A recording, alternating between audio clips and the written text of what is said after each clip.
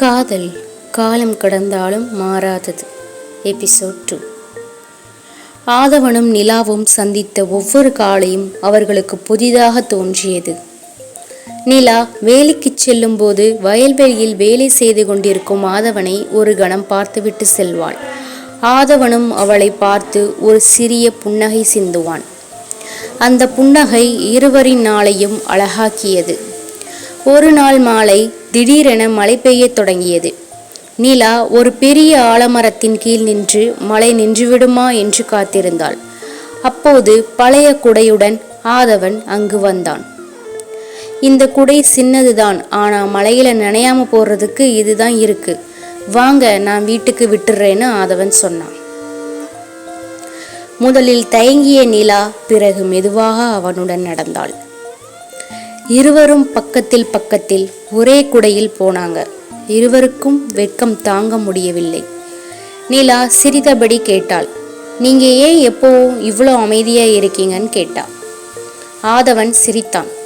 நிறைய பேசுறவங்க எல்லாரையும் கவரலாம், ஆனா அமைதியா இருக்கிறவங்க ஒருத்தருடைய மனசுல மட்டும் இடம் பிடிப்பாங்கன்னு ஆதவன் சொன்னான்.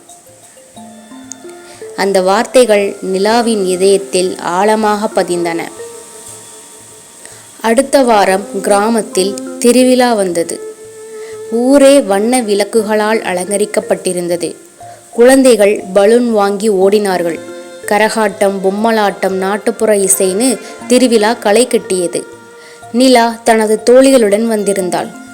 ஆதவனும் நண்பர்களுடன் வந்திருந்தான். கூட்டத்தில் திடீரென மின்சாரம் போய்விட்டது.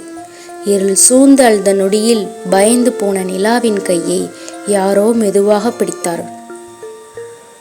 அது ஆதவன். பயப்படாதீங்க, நான் இருக்கேன். அந்த ஒரு வார்த்தை நிலாவின் மனதில் 1000 நம்பிக்கைகளை விதைத்தது. சில நொடிகளில் மீண்டும் விளக்குகள் எரிந்தன. இருவரும் ஒருவரை ஒருவர் பார்த்து சிரித்தார்கள். அந்த இரவே வீட்டிற்கு சென்ற நிலாவுக்கு தூக்கம் வரவில்லை.